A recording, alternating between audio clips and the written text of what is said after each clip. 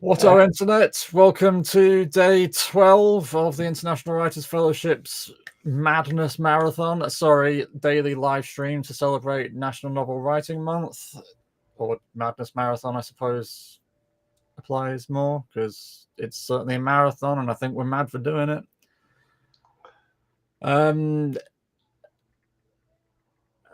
Jen is on a plane, I believe, at the moment. Erica is doing work-related stuff. Ember is ill, so I'm afraid you're stuck with only the ugly people today. Sorry. Thankfully, though, Gary and I are both exhausted, so it's only going to be a short episode. So, every cloud, every silver lining. I nearly said every crowd silver lining there. That would have been, I'm sure a crowd has a silver lining if you chain them up, maybe. I don't know. Not sure where that line of thought's going, but no, I'm kind of hoping we don't find out. God, I see what I mean about tired. Jesus, I won't mind Emma. I think is it that Emma's ill? I didn't actually. Yeah. Because all these people taking time off. I'm on day 9 of a migraine. Come on, am I taking time off? What do you mean I should be taking time off? I mean, pot kettle. Indeed, absolutely. But yeah, no, she's been an absolute trooper recently, and I just hope she feels better because it doesn't sound like she's having the nicest of times. So I hope she's okay. Yeah, I know. We love you, Ember, if you're watching. And Jen and Erica, obviously. But we have no favorites. Oh, no. Well, yeah, we do. Whoever's ill tends to be the favorite in terms of...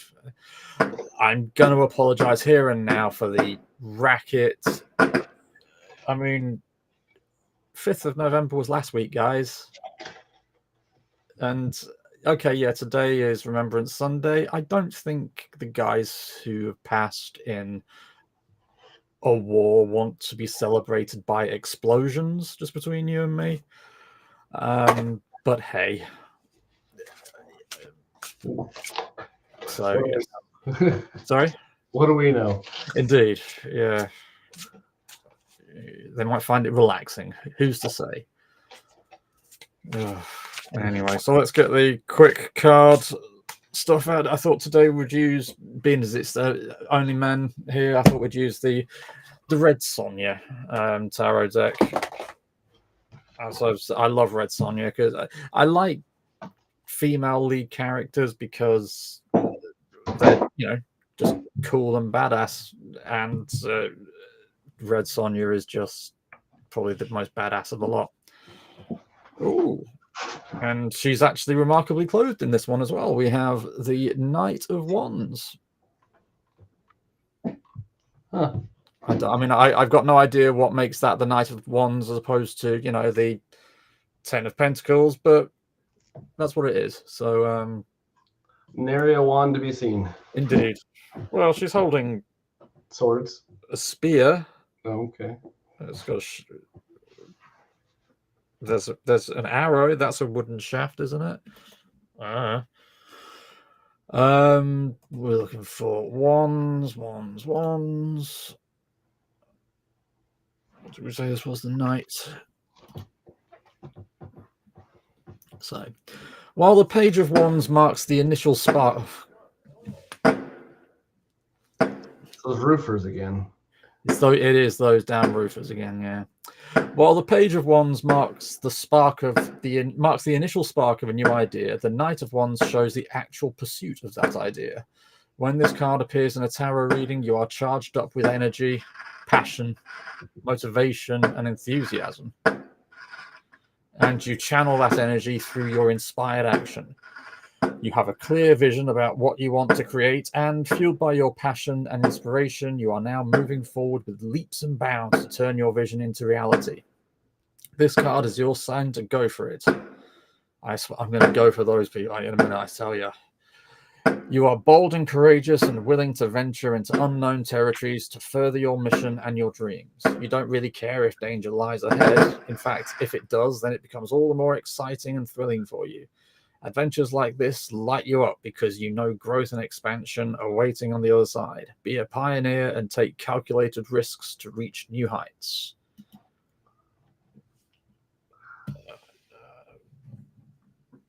Definitely can apply to writing. Yes, absolutely. I don't know if it can apply to for energy levels. Hello there, Kraken. Thanks for coming along. Hi, Kraken. How goes the reading and writing? Well, we've just done the card draw, so it's the Knight of Wands, basically saying that we've had the initial spark of inspiration, and now's the time to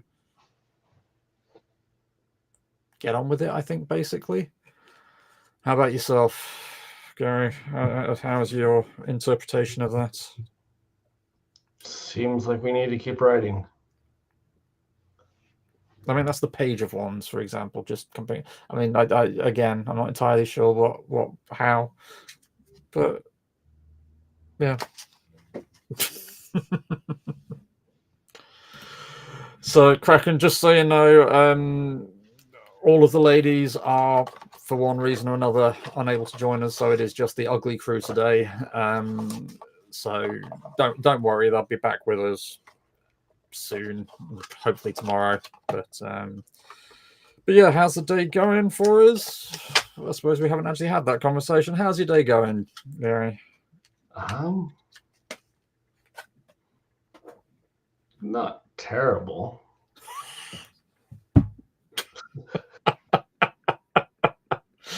Oh, gee. Do you want to say that in a way that convinces me, or just leave it as that? It could be worse. Yeah, you're not wrong. It could always be worse, I suppose. Yeah.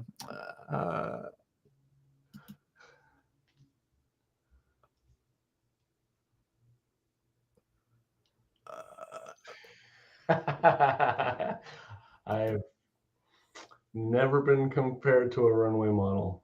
I mean, people have compared my face to a runway that planes keep landing on because, you know, it's just manky and disgusting. But a runway model, thank you. That's I consider my spirits lifted.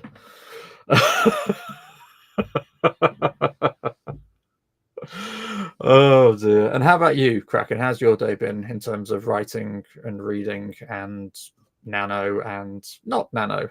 Just because what day? It's Sunday today, isn't it? We've already had that conversation. How has your writing day been, Gary? Or reading day? Oh, you finished your outline. Nice. Congratulations. 35 chapters. Wow. Good job. Yeah. I mean, how long is the outline? Yeah, well, and how long are the chapters going to be? Because I mean, if these are half-page chapters, then you know it's not as yeah. But having said that, I mean, obviously, I'm being facetious. I mean, who cares how long the chapters are? The fact that you've planned them out is just awe-inspiring. I've started to become a fan of quite short chapters. There are some books that take it a little too far, but at the same time, I kind of enjoy where you've got a chapter which is like a page and a half long, if that. And 10 years ago, I'd have dismissed that as a gimmick. Whereas I was like, oh, well, look, I've just finished a whole chapter. I'll just read another one. Yeah, I'll finish that one. It makes me feel a sense of achievement.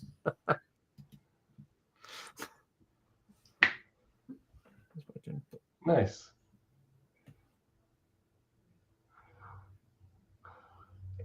Yeah, I tend to do big outlines and then fill in the more details as we go. So per chapter, my outline could be anywhere from a page to 3 or 4 pages. Have you we've spoken about planning methods, haven't we? Am I right in thinking that you subscribe to the snowflake method? not like,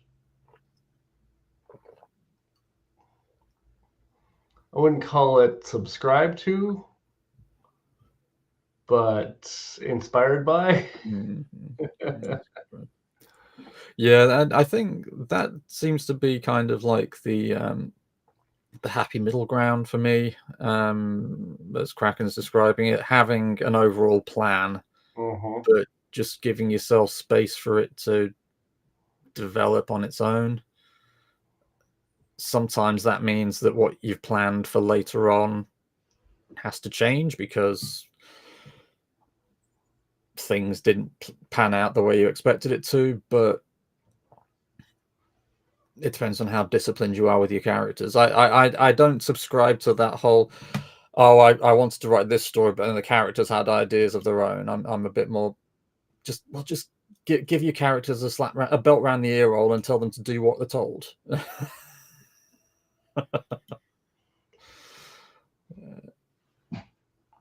Yeah, I really do enjoy the editing phase because I like I say it's where I change what I've written into the story I wanted to tell. You know, I've got something on paper, but it's messy, it's meandering, it tells broadly the story I want to tell, but not necessarily how I want to tell it. And so editing just I like that feeling of, oh yeah, this is what it's supposed to be. Although I think I'm in the minority on that front. I'm very good at editing other people's work. I, in my professional career, have edited a lot of other people's work. And it's vaguely satisfying to just shred it and then rewrite it the way I would write it. Of course. Yeah. But it's harder to shred your own work. Yeah, I don't get that. I find it very easy just to go, okay, that page gone. Yeah, that page as well. You know, in fact, that entire scene doesn't need to be there. Just get rid of it. I am absolutely brutal with my writing.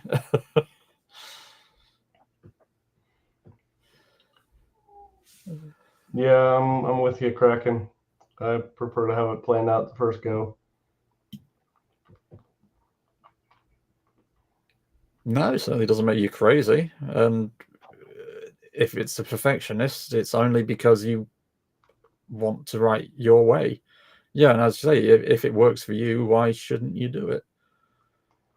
That is the one thing that really does grind my gears about anybody who gives writing advice and then says that this is the way you have to do it. I mean, was it Stephen King who says that if you work with an outline, you're not a writer or something like that? It's just a case of up yours. I'll do what works for me. So I've just been commissioned is a strong word. I've just been asked if I would help write a series of books, and I've now got to figure out what I'm doing, and how to do it, and that's going to require planning because otherwise, me and the person who's asking me aren't going to know what we're talking about. So does that mean that I'm not a writer?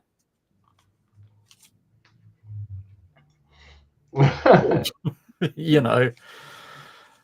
So yeah, I'm all for writing advice, but as soon as somebody starts preaching that it is the one and only, it is the one true method. Yeah, no. Yeah.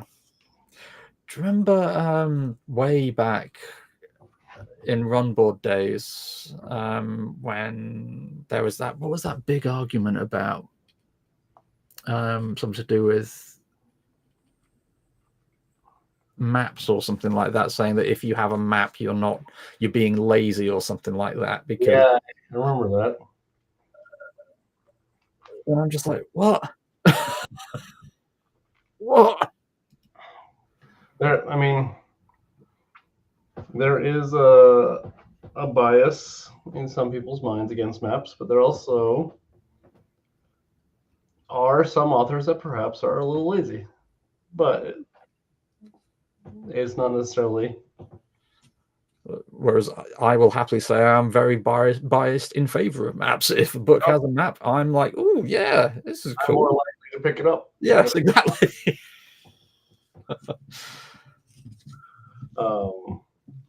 Yeah, absolutely cracking. I mean, I couldn't have said it better. In that case, it is. Have you ever drawn maps? Because I love drawing maps. I've drawn.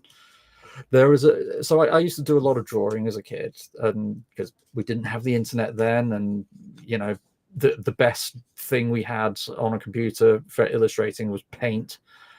So I've still got dozens of sketchbooks. Well, they've probably thrown them out by now. But there was a definite period in time where I started reading the Chronicles of Narnia, because after that it was all fantasy maps, and it's just yeah. My first two series didn't have the best of maps, but they still got me interested in the maps. Which ones were they? The Belgariad. Oh yeah. By Eddings. The map is. I can't remember it. I might be thinking of the Rift War. It's pretty simple. And then a different one. The Wheel of Time. Basically a big rectangle. Which is just, okay, somebody drew a mountain range at the top and one side and then a coast the other. Yeah.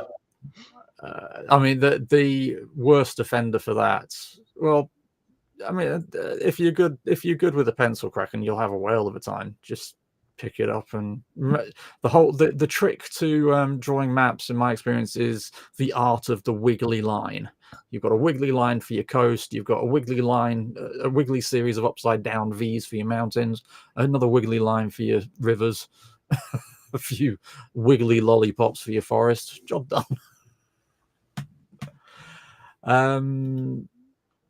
No, the worst offender for that is Oz. Have you seen the map of Oz? I think I saw one a couple of years back. It was very bare. It is literally a square. Yeah. But at the same time, because of that, it's kind of cute and endearing.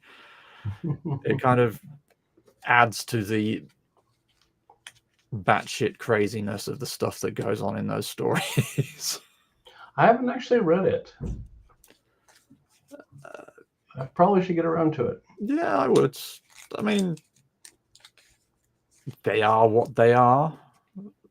You know, we're not exactly talking high literature here, but yeah, they're certainly enjoyable, and they've had a massive impact on world culture. I mean, arguably not as much as the film, but the film wouldn't have existed without the books. So yes, it's true. Return to Oz. I always liked Return to Oz more than I liked The Wizard of Oz. Did you ever see that one? The room full of heads is. Yes. Yeah. And the Wheelers, those things were terrifying, just with a face on top of their heads, and it was just. Yeah. Very different movies. Ever so slightly, just to. Yeah. Well, and that was part of the thing, because you went into it. I mean, because I was young when it came out, and it was you go into it expecting it to be the same kind of thing, don't you? Because very just new. No. It's like going into I don't know, Care Bear movie, and suddenly you've got Jurassic Park. Yeah, and then I saw the scenes of I know, just this woman who just pulls her head off and then walks across the corridor and picks another one off out of a cupboard. I mean, Jesus. Mm-hmm. Just Oh, it's brilliant. It's crazy. oh yeah, and But definitely terrified me as a child. yeah, completely. And then I saw a documentary. Oh, the Wheelers are horrifying. The first, well, especially because I can't remember when it came out, but I would only have been 10 at the most, I think, at the time. And so basically, the Wheelers were just people who had wheels instead of hands and feet. And they had a mask on top of their head in the shape of a horrifying face. And then they used to stick the top of their head around a corner so that you thought that, oh, yeah. I saw a documentary a while ago, and they showed you all of the training they had to do to be able to go around on those wheels, and some poor bloke had to sit inside TikTok for him to move, and had to spend hours just curled up in a ball with his legs sticking out the bottom. I mean, poor guy. It's just... Well, wasn't there a guy inside of R2D2 too? Yeah, yes, I believe there was. I think I don't know. I was more horrified by the TikTok story. I think maybe the guy in R2D2, at least he got to stand upright. Yeah, that's true. Not all practical. This is, I mean, there were some animatronics in terms of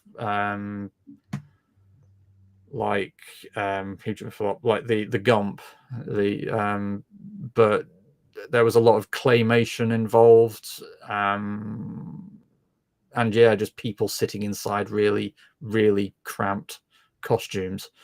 Just another time. I feel like Dark Crystal is after. No, Dark Crystal was early 80s, wasn't it? Dark Crystal. Was it? Wasn't it? If only there was some way to find out. I feel like I've got a knowledge box in front of me. Yeah, so the Dark Crystal was 1982. Return to Oz was 1990 something, I think. No, it wasn't. It was 1985. Good Lord, I thought it was later than that.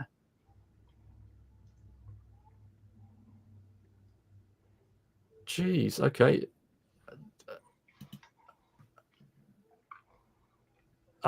That's actually kind of blown my head off. I didn't realize it was that early. I thought it was. So yeah, so this was well before CGI.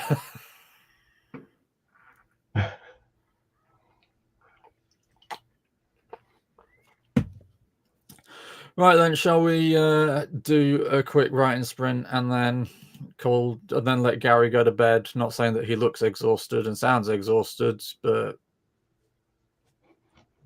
if it quacks like a duck and looks like a duck, it's probably not a duck. I wrote a line for a story a while ago. I mean, a long time ago. Hey, if it quacks like a duck, and the other person cut that character off. Said, if it quacks like a duck, you cut its head, you chop its head off, stick it, put a stick up its ass, and hold it over a fire. I can't remember what that was from. I should write that. Right then, let me find out. So, what shall we do? Shall we do a 20-minute one? Sure. Why does it do that all the time?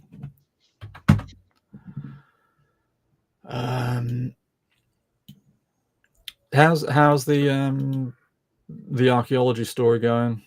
In not necessarily in terms of just the strictly word count and all. I mean, how's it progressing in your head? It is progressing.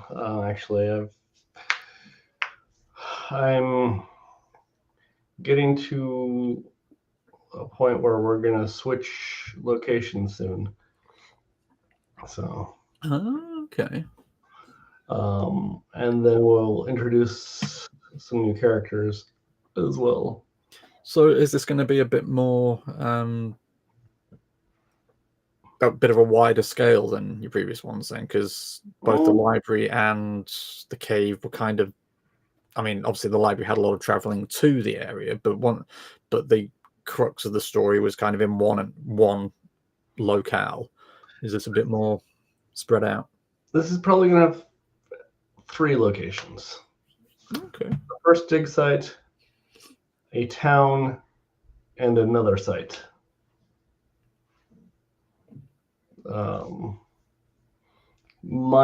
I keep toying with adding a second dig site in, but I don't.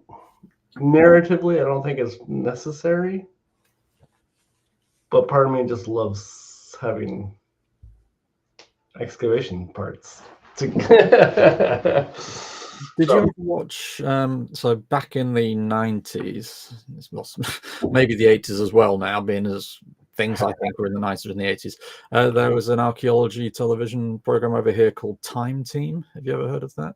Doesn't ring a bell, no. So they had basically, it was an archaeology show, and they gave themselves 3 days to excavate an entire site, and they condensed it down into an hour-long television program, and you just but it got bigger and bigger scale, and they actually started doing live digs. You know, they just aired it live over the space of a weekend. And again, this was back in the analog era,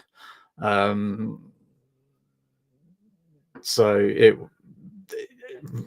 doing a live recording actually took logistics. But yeah, no, if you I think I've got all of them somewhere. I've got no idea where, but and it's probably a fire hazard. But yeah, no, I see. I wanted to be an architect at university and then an archaeologist.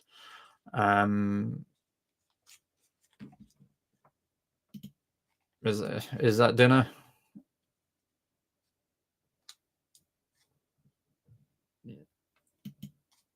Is that your dinner, Gary? No. Oh, I've got a Hershey white chocolate Hershey bar. Ooh, you had me at white chocolate. Oh, sorry, no, that's Kraken's. Okay. Oh, okay. I haven't had McDonald's in ages. True. I got fired from McDonald's. What did you do? I attempted to steal 2 extra chicken nuggets on one of my lunch breaks.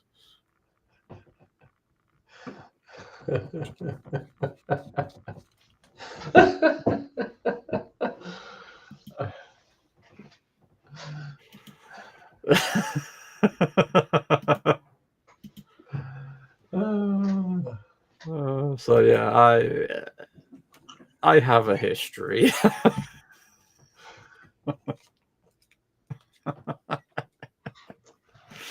Honestly, for me, that tells me more about the manager than about you. Oh, the guy had epic little man syndrome. Yeah. Seriously, just. Oh no, not for the theft, for the attempted theft. Oh, you didn't even succeed. Oh no. So not only are you a convicted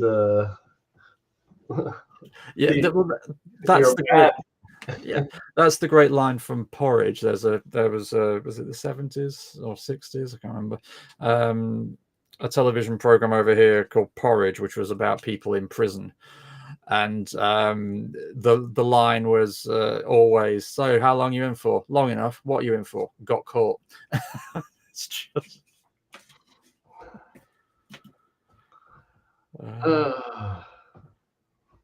Well, remind me not to.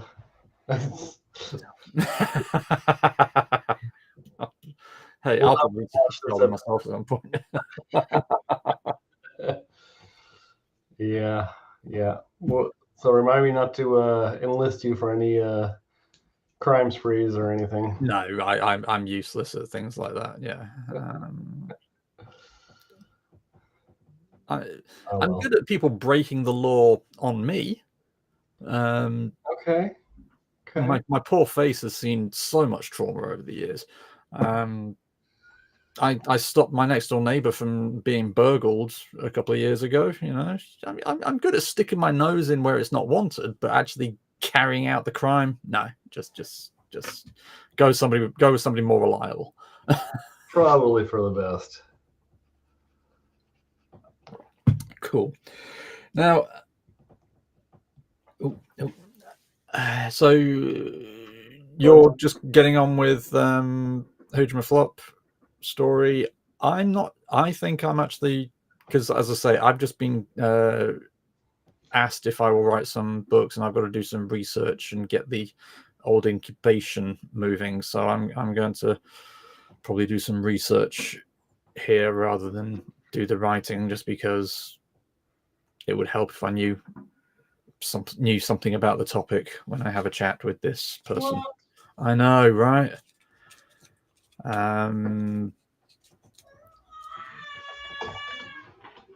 Oh, He's right outside the door here. can you walk? No. There's a little rocking chair thing right outside. That I was terrible at the control crying as a kid. I just couldn't handle it. That noise just goes right through me. I'm just a complete wimp when it comes to things like that. I just can't take it. It's like I feel stabbed in the chest just listening to yours crying. Imagine how it was like when it was mine.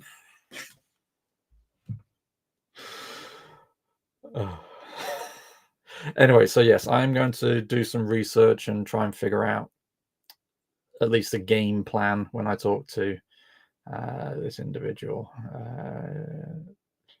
So yeah, so that's me. That's you, Kraken. So you've got your 35 chapters planned out. I mean, I presume you're eating your Mickey D's right now, so not going to be doing too much writing, but let us know what you're up to, and we can enjoy each other's company and get on with our Hooge My Flop. Why? God, I just wish I knew what I see. Why?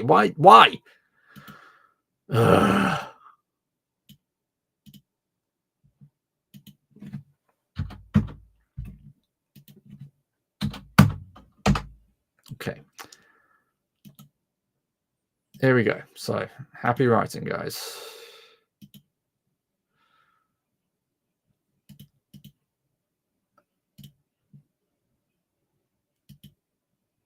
Ugh, it'll do.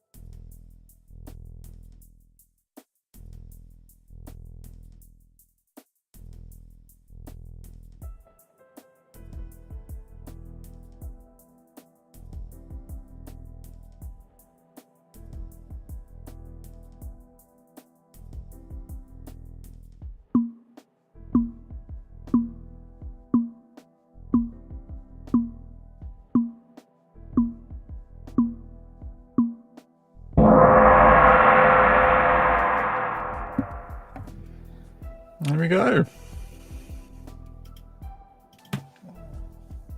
I got interrupted, did you? Only slightly. Yeah. Last 2 minutes. Dad, what are you doing? Ugh. I mean, she comes to the door and said, "Dad, can I talk to you?" I was like, I can't ignore that. Yeah, exactly. There is. Yeah. Mm-hmm. They know how to get you, don't they? How was that? Not bad, actually. Things seem to flow pretty well. Yeah. Just shy of 300 words, Blimey. which is, for the amount of time we wrote, better than. I'm averaging on these sprints. I'm averaging around 10 words a minute. So Okay, so that's a pretty big jump for you today. Because what's 300 in 20 minutes? Well, yeah, so 15 minutes because you got interrupted. So that's 1,200 an hour. Can't argue with that. So, yeah, seem to flow decently. I'm debating whether to make one of the thought bubbles into actual speech, but I'm writing a line of how much respect versus punishment this lady can handle meet out. Okay, yeah. I put in a piece in there to explain why she's being so patient. Oh, really? Sorry. Okay. So you're acknowledging that she's Being a saint. yes.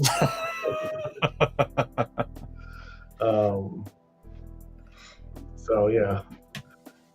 How about you, Kraken? Let us know, obviously.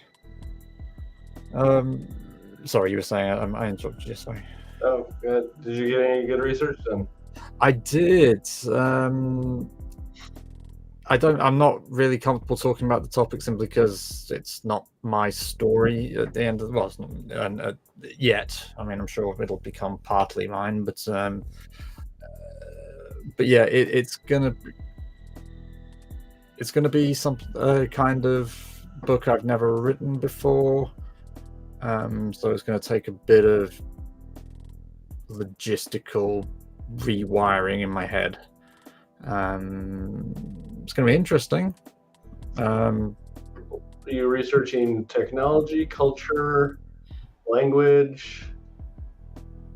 Yes. Okay. Well, sorry. I was just sitting there and a hair just fell on my face. I think it was a hair. I don't know when they're to blame but you. Yeah, entirely. No, so it's going to be mental health based. Obviously, I've got quite a few pieces out on that. And a new one recently. I don't know. Doctor Who psychology. If you like Doctor Who and you like psychology, go to Amazon, pick it up. So it's going to be kind of a self-help-ish kind of book, which I've never done before. So, you love Doctor Who, do you, Kraken? Well, well, yeah, let's see if I can find it for you. Let's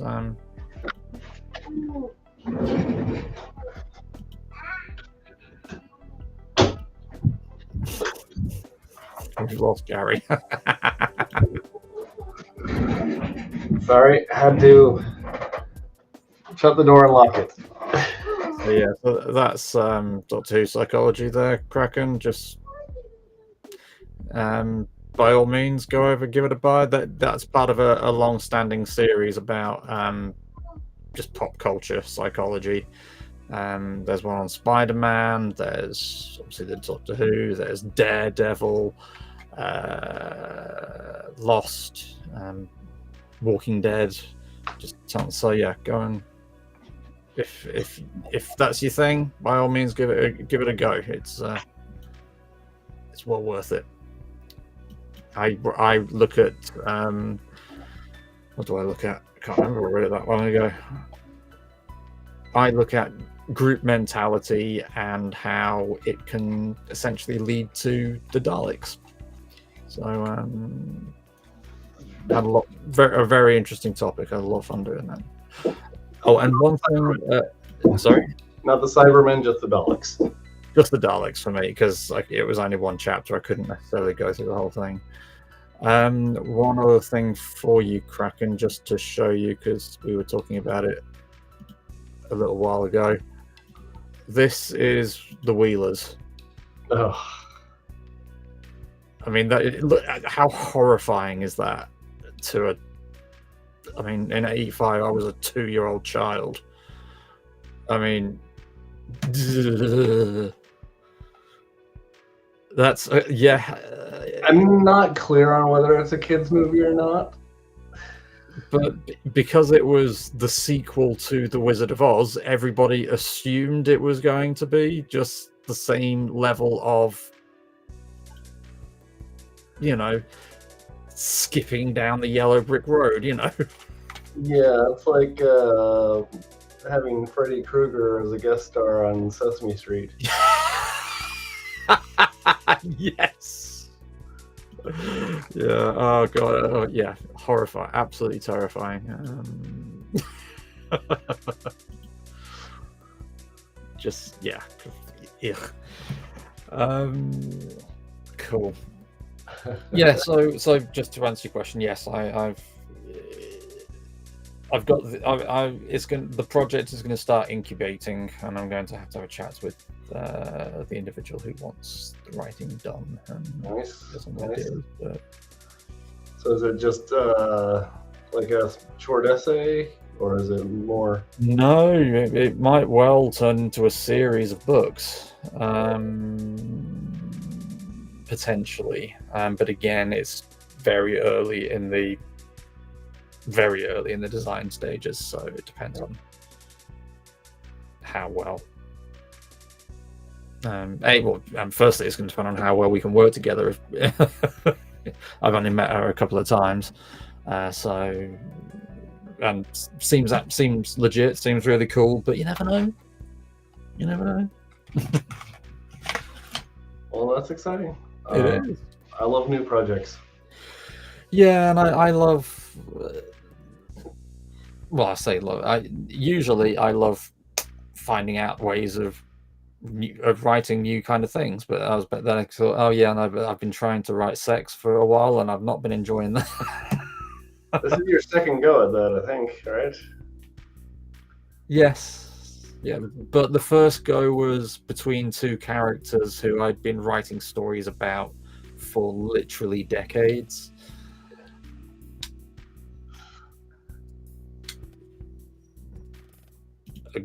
Go, so I'm not sure what that means. Crack, sorry. Go. Go.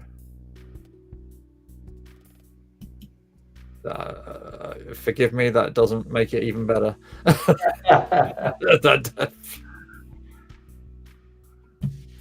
Ayo. You're talking to old men here, Kraken. Just you've got to explain things. But yeah, so oh, ayo. What does that mean? Oh, it's a mod. Okay, modern hits. Yeah, I am the least modern and hip person. I got you. Don't worry. Cool. Well, it sounds like Gary has somebody screaming for his attention, and I think she's asking me for help to cut something, so it's probably in my best interest to go and find out. Thanks for coming along, and I'll speak to you hopefully tomorrow. But get some rest. For the love of God, get some rest. All right. See you later. Good seeing you. Thanks, Kraken.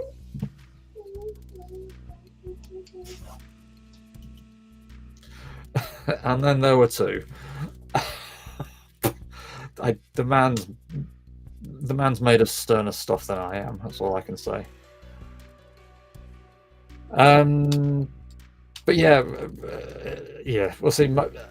My dad duties now involve trying to force my way into a teenager's room, past all of the rubbish that's just strewn about on the floor, and just saying, look, are you going to take any of these dishes downstairs anytime soon?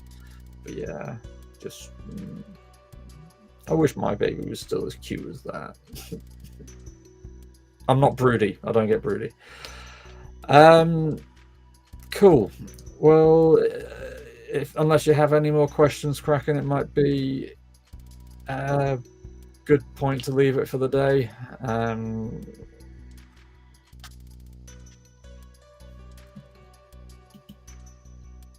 Yeah, we were all very bad at cleaning up when we're teens. I mean, Jesus, I'm still bad at cleaning up. You can't see the floor here. More to the point, I can't see the floor here. But yeah, go for it. I mean, it doesn't have to be one. You can have plenty, but you know, just I'm not very good at monologuing. I hope. I'm sure if I was good at monologuing, people would get bored of me quickly. Who's to say they don't? All I saw before I clicked that was the two words pirate fantasy, and already I'm thinking, hello, you're my your best friend. Sorry, are we doing? Is it possible to have fantasy like fairy tale? Yeah, 100%. Sorry. So yeah, I mean, at the end of the day, the world, our current world, lives off stories and storytelling. Oh my, pirate high fantasy crack! You should have started with that. Oh my god, I need to read this thing now. Get it written. You've got your outline. I expect the whole thing finished by tomorrow, frankly. I picked up an entire RPG system, including all of the books, purely because one of the books is called Pirate Nations. Ugh. No, I can't get the damn thing back on the shelf, can I? But yeah, stories, fairy tales, epics, poems, you know, myths, legends. Without them, our world wouldn't. We wouldn't be here. Yeah, get for it. And a pound of sugar. Only 1 pound of sugar. Come on, you're gonna need more than that. So I like. I don't know if it's a gimmick or if it's a genuine trick that works or what. No, it does work because I know of other authors who've done it. What I like doing is just dripping in bits of old, stories from earlier in the world's history. Just have the characters reference a local legend or a fairy tale or something like that, and hey, yeah, I'm sure you've. Excuse me. I'm sure you've got one. You'd have one happy person here. And one person who did that especially well was Ursula Le Guin in the Earthsea cycle.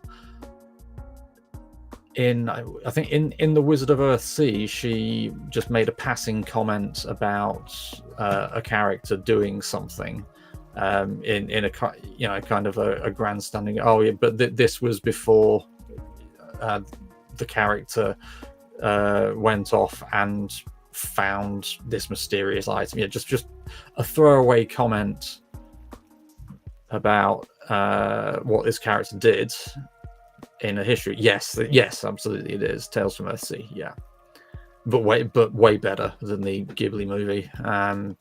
Alas. Just wonderful writing.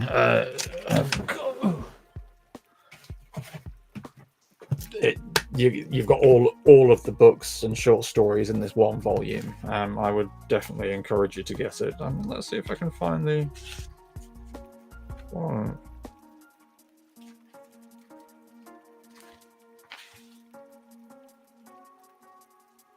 Yeah, so here we go. This is just, from the first paragraph of the first book, Wizard of Earthsea. So blah blah blah blah blah. Of these, some say the greatest, and surely the greatest voyager, was the man called Sparrowhawk, who in his day became both Dragon Lord and Archmage. His life is told of in The Deed of Ged, and in many songs. But this is a tale of the time before his fame, before the songs were made. So, and she references things like that throughout the book. Just, yeah, kind of, it's just world building. And one of those throwaway comments led to her writing an entire novel based on which was the sequel to it, which is the Tombs of Atuan, or Atuan, or however you pronounce that one. It's a wonderful. I mean, if I were to get sent, I am a huge Tolkien nerd. Tolkien shelf, first edition Tolkien shelf behind all of the sunlight protection. But if I were to get sent to a desert island and I was only allowed to take one book, it would be the Earthsea cycle. It's magically written. So yeah, I would highly encourage you to check it out. The writing is just wonderfully poetic. The character moments are just joyful. There's legitimate friendship there that's well defined, and which you don't see very often in any writing. Really, writing friendships is a very difficult concept. We're very good at doing acquaintances and romances, but deep understanding friendship is an art that's quite difficult to master. I know I haven't mastered it yet, but Le Guin, just a god of the fantasy story. So I would genuinely encourage you to have a look at that. But yeah, to answer your question, by all means, just the way I do it and the way Le Guin does it, or did it, was just to drop fairy tale sounding titles, or so I co-wrote a novel a few years ago, and what we did was open up each chapter with a quotation from some scriptures in that world. No, it wasn't the chapters. It was whenever we wrote a short story, we opened it with a line from the scriptures of that world. Yeah, absolutely. And if you're hinting at that kind of underlying knowledge of society, another good one is Brian Jacks, the Redwall series. There's lots of sitting around fires and having people tell stories to each other in there. So yeah, I mean, so yes, in other words, to answer your question, I think it would be amazing to have fantasy within a fantasy, and yeah, go for it, because pirates especially they're all about larger than life figures doing buccaneering, daring do, which is just ripe for outlandish fantasy tales in and of themselves. So yeah, folk tales and other tales. Yeah. Ooh. Hold that thought. Ooh. Where is it?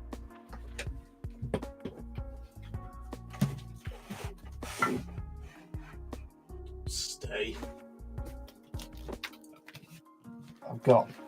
Ooh. I mean, this folio edition, obviously. So sea shanties, yes, absolutely. So basic. Oh, too much in this room. Another. Oh, I will. Let's do one at a time. So basically, what Briggs did, I love these covers. Just she just went around Britain and just copied down fairy tales and folk tales that people told her. When was it written? Let's put together. 1970. This was originally published. So yeah, just went around and collected stories like Knife or Scissors, or A Just Remark, or The King of Fools, John Drew the Shoemaker, John and Sally. You know, just, I mean, that there is, you know, that's an entire tale that she's collected, as is the one on the opposite page, and the one at the bottom got 4 lines. Yeah, The Great Wind. Tommy had a dog, and one day that dog, said Tommy, was carried up in a whirlwind, yarrapy yarrapy up to heaven, cowelping up in the clouds, and never was seen no more. I mean, fair play. But you know, that's an entire little story in one setting. So yeah, Catherine Briggs, Folk Tales of Britain, if you can get hold of that, that's another good one. There is also there's a lot of interest in Japanese culture and history in the West these days, so I'm sure there will be lots of books on the Japanese stuff. Crying out loud. Kimpi. And I've got another one. Again, Folio Society. I love the Folio Society, but this is folk tales of African folk tales. Yeah. Yes, absolutely. I mean,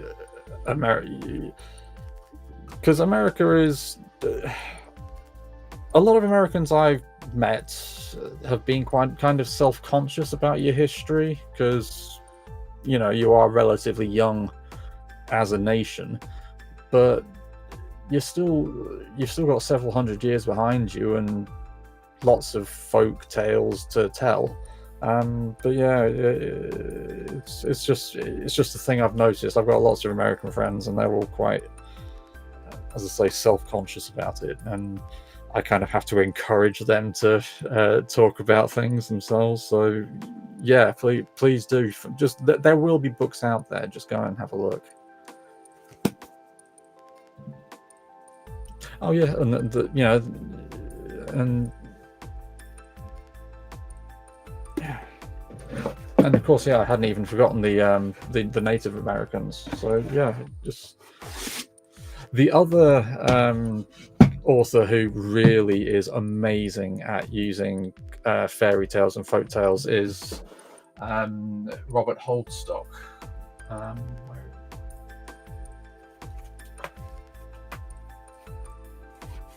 This isn't the first one in his. So he wrote a series of books called the Mythigo Wood cycle, and basically this is presented as almost science fiction fantasy, but not quite. It's difficult to describe without not spoiling it, but it's a very nuanced type of story.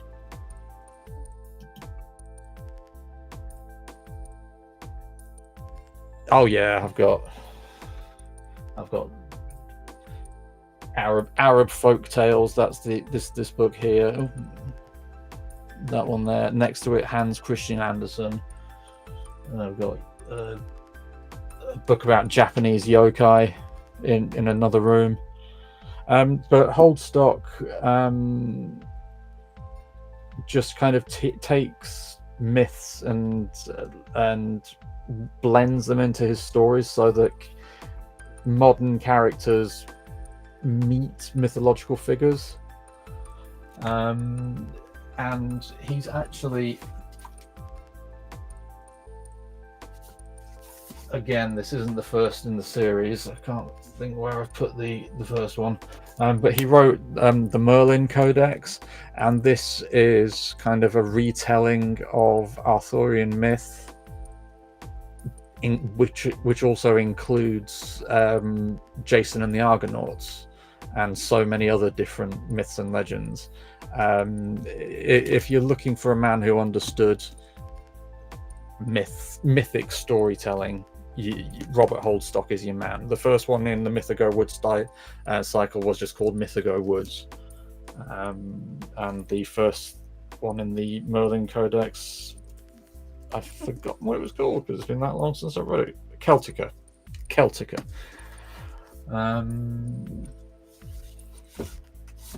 So yes, I hope that answered your question. I've got tons of books, but yeah, just pirates are awesome. Stories are awesome. Pirate stories are especially awesome. Yeah, and you can just have your main character here tell of that tale, the well-known tale of Captain Redbeard and the Sea Snake or something like that. I don't know. Because that's all you need, and then you might, once you finish this book, you might think, do you know what, that Captain Redbeard and the Sea Snake actually sounds really cool. I might have to write that as well. Yeah, does that answer your question? I feel like I've done nothing but ramble for 20 minutes. I get excited about my books. Yeah, I think that's everything.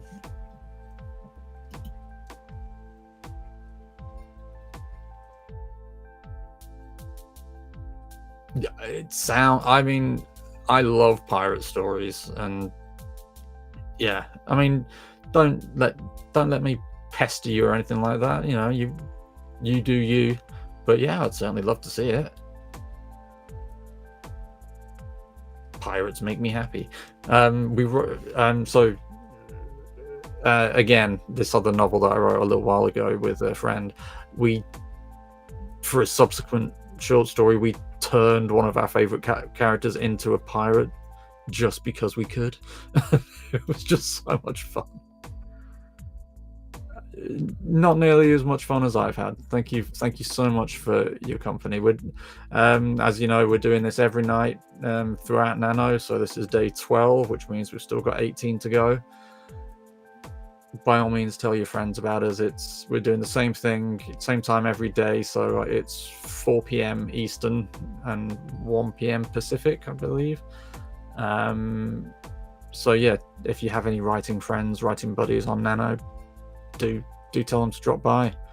Obviously, normally it's not just me, it's me, Gary, Jen, Ember, and Erica, but life, the universe, and everything gets in the way. But yeah, so we'll have fun with your writing. It sounds a lot of fun. Pirates just are great. Yeah, and please do join us tomorrow. Hopefully the gang will be back together. But yeah, have fun. Pirates are. Oh, what's the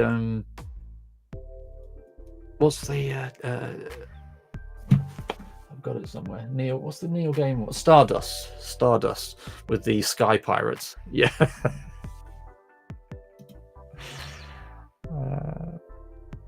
Talthea. Oh my god, that's an awesome name for a world.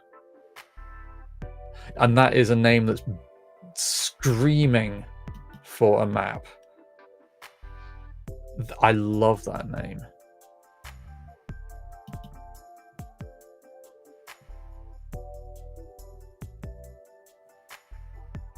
Airship Pirates.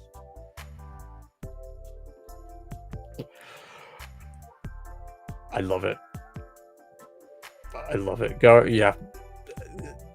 And it sounds like a lot of fun, and if you have fun writing it, that'll come through on the page. So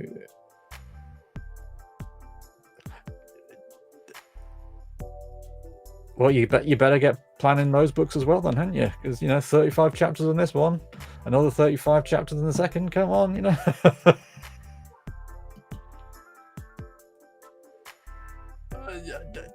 isn't world building just the most fun exercise in existence? I mean, you can tell why Tolkien spent his entire life doing it. It's just so much fun.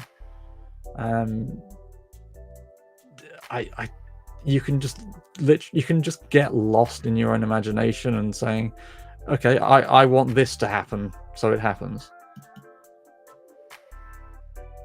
Yep, George R.R. Martin as well. You can't say that his world isn't big.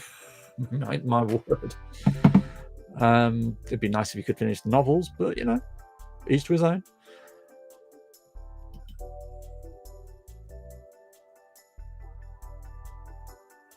Do you know what? Confession, I never actually watched the TV show.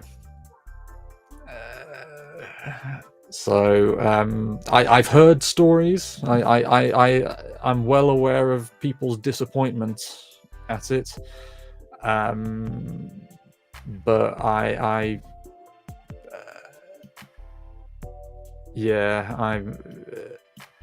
it's all down to the writing at the end of the day. And if as soon as you let the writing go, people are going to be disappointed. I mean, look at Marvel, for example. That's gone down. The writing has markedly gone downhill. I went to see the Marvels yesterday, and I adored it, simply because it was a lot smaller scale. I mean, again, yeah, entire planets were at stake, but the storyline itself felt smaller, and because of that, there was less pressure on it to be epic and amazing. So if all else fails, just don't overreach, would be my big advice on that one. But hey, I'm not in the Hollywood business. You know, there are people getting paid a lot more money than I do to make decisions like that. So cool. But with the Marvels, I can honestly advise you go and see it, because it was a lot of fun. Kamala Khan, I love Kamala Khan, and Iman Vellani is Kamala Khan. I don't think you're wrong. Put it to you like that. But business is gonna business.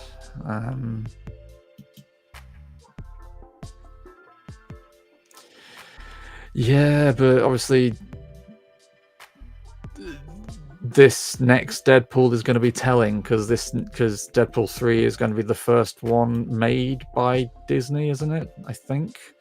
And it is going to be telling as to how not dumbed down, but how tailored down it's going to be. So I hope they don't damage it, because the first two were just so good. I've been a Deadpool fan for for decades, and now I'm losing my voice. So I yeah, as you say, fingers crossed. But at the end of the day, what's the worst that can happen? They produce a rubbish film, which I'll never watch again. I'll still be able to watch the first two. It's not like with Game of Thrones, whereas if you don't watch the final season, you don't get an ending to the story. But you know,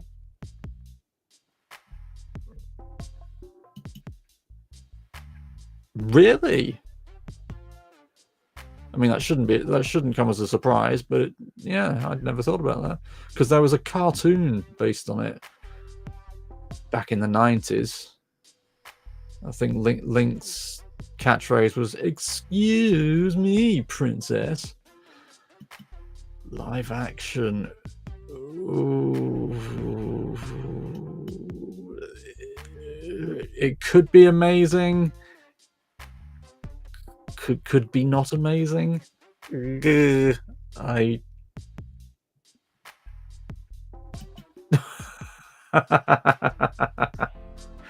Oh boy, it's smooching time. Yeah. Only time will tell at the end of the day. So Right, it's 10:30 here. I need to go and get myself into bed and do some try and get some more research done on this book proposal. Thank you so much for your company. It's been an absolute pleasure, and please do join us again whenever you can. Tomorrow, it would be lovely to have you tomorrow, or Tuesday, or Wednesday, or Thursday, or all of the above. Please do come along.